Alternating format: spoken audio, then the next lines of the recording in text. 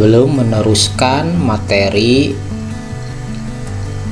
ketiga dari kriptografi, kita akan membahas terlebih dahulu kuis materi sebelumnya. Kuis 1. Metode klasik kriptografi berurusan dengan bit. Benar atau salah? Jawaban kuis nomor 1 salah. Metode klasik hanya berhubungan dengan huruf dan angka. Kuis 2. Keberhasilan metode klasik kriptografi terletak pada menjaga kerahasiaan komunikasi. Jawabannya adalah keseluruhan. Keberhasilan metode klasik kriptografi terletak pada menjaga kerahasiaan keseluruhan komunikasi. Seluruh pesan dapat diungkapkan oleh penyusup jika mereka dapat memecahkan kode metode yang digunakan untuk enkripsi. Kuis 3. Teknik hieroglif adalah bentuk kriptografi tertua. Benar atau salah? Jawaban kuis nomor 3 benar.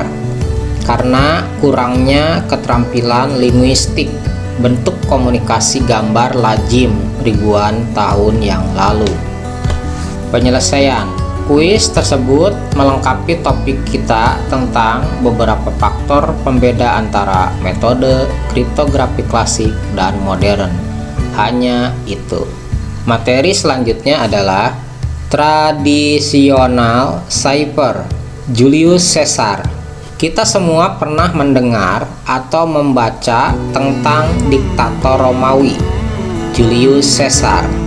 Dia adalah salah satu jenderal militer terbaik pada masanya, mungkin ribuan tahun yang lalu. Dia sangat percaya pada komunikasi rahasia saat menyampaikan pesan kepada para pemimpin kampanye militernya. Dia tahu konsekuensi dari kebocoran informasi dan karena itu menemukan caranya sendiri untuk mengatasinya. Cybership sederhana yang mungkin bisa dipahami otak anak kecil. Caesar Cipher.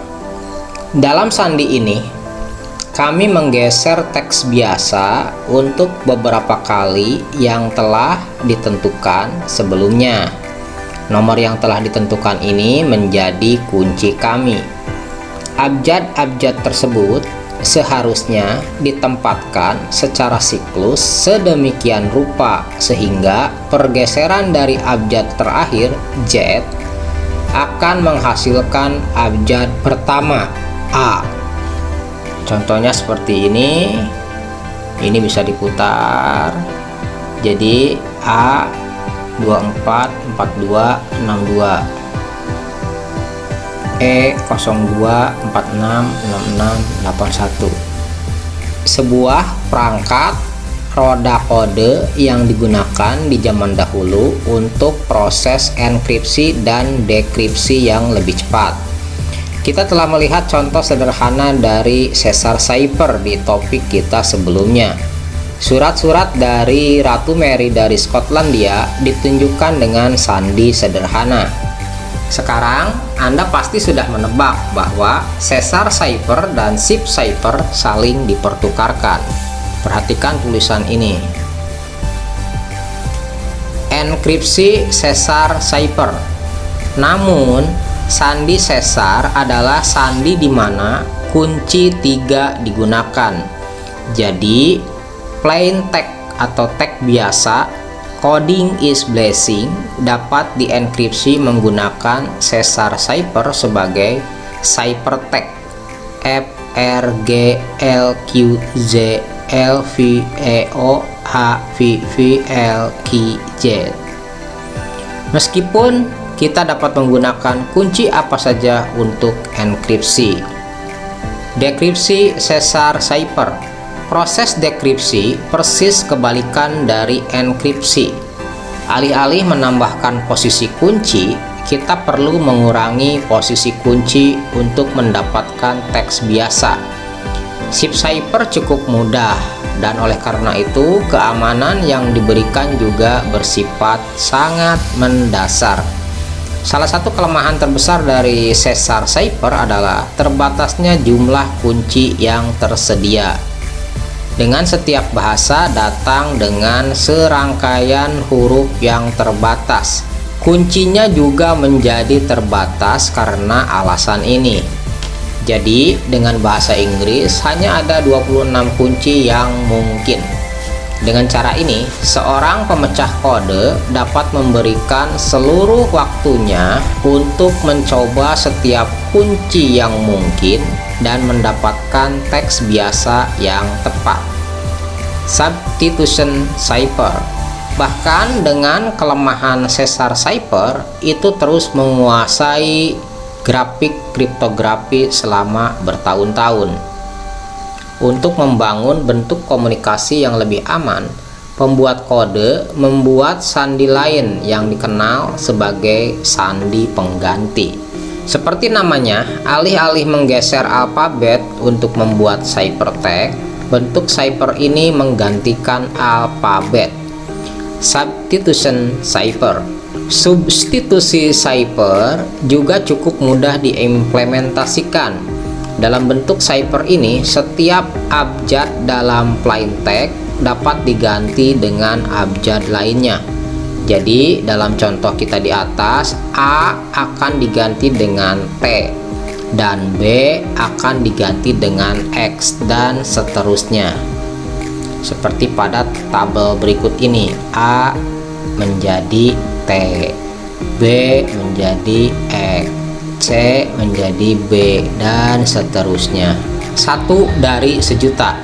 Perubahan dari sandi geser ini meningkatkan jumlah kombinasi untuk sebuah kunci secara otomatis. Dari 26 kombinasi saja, cipher substitusi ini memiliki kurang lebih 10 pangkat 26 kombinasi. Ini dimungkinkan karena setiap abjad dalam teks biasa dapat mengambil salah satu dari 26 abjad. Saat pesan semakin panjang, begitu juga jumlah kombinasi. Masalah dengan cipher substitusi. Tetapi ada satu kelemahan utama dengan bentuk cipher ini. Kunci menjadi bagian utama dari komunikasi rahasia karena seluruh enkripsi bergantung pada mengetahui huruf substitusi untuk setiap alfabet. Dengan chip cipher, kuncinya hanyalah sebuah angka yang dapat dengan mudah dihafal. Hal yang sama tidak mungkin dilakukan dengan cipher substitusi. Pendekatan kunci yang lebih sederhana. Untuk mengatasi kendala ini, pembuat kode datang dengan pendekatan yang berbeda untuk mengacak ciphertext. Idenya adalah untuk memilih kata yang lebih kecil yang dapat dengan mudah dihafal. Mengatakan programming dipilih sebagai kata itu. Metode pengacakan cipher dalam pendekatan kunci yang lebih sederhana. Sekarang kita perlu menghapus abjad duplikat dari kata kunci ini dan menulisnya lagi sebagai programming. Setelah ini, alfabet bahasa yang tersisa ditambahkan ke sandi ini dalam urutan yang dikenal sebagai programming. Nah, sisanya huruf apa? B, C, D, E, F, H, J, K, L, K, S, T, U, P, W, X, Y, Z. Jadi huruf ini akan menggantikan P, menggantikan A, R, menggantikan B, O, menggantikan C, dan seterusnya. Menutup cipher. Seperti yang mungkin telah Anda amati, dengan pendekatan kunci yang lebih sederhana dipilih sama setelah penggantiannya. Dalam kasus kami, bagian terakhir dari plaintext dan ciphertext tetap tidak berubah. Oleh karena itu, disarankan untuk menggunakan kalimat sebagai kata kunci daripada satu kata. Mari kita review materi cipher substitusi ini. Dalam topik ini kita melihat dua cipher tradisional paling dasar yang digunakan dan beberapa fiturnya. Dalam topik berikutnya kita akan melihat berbagai cara di mana ciphertext dianalisis dan dipecahkan. Sekarang saatnya untuk melihat apa yang telah kita pelajari sejauh ini dengan kuis kecil. Kuis 1. Shift cipher memiliki lebih banyak kombinasi untuk kunci daripada substitusi cipher. Pilih jawaban yang dianggap benar, benar atau salah. Shift cipher memiliki lebih banyak kombinasi untuk kunci daripada substitusi cipher. Benar atau salah? Kuis 2. Jika pergeseran digunakan dan ciphertext yang dibuat adalah EJGWF, apa plain text-nya? Zebra, Libra, kolon, Syria. Kuis 3. Substitusi cipher dengan pendekatan kunci yang lebih sederhana memberikan lebih banyak keamanan daripada metode substitusi acak. Pilih jawaban yang dianggap benar, benar atau salah. Substitusi cipher dengan pendekatan kunci yang lebih sederhana memberikan lebih banyak keamanan daripada metode substitusi acak. Benar atau salah? Penyelesaian kuis tadi melengkapi topik kita tentang sandi tradisional. Itu saja.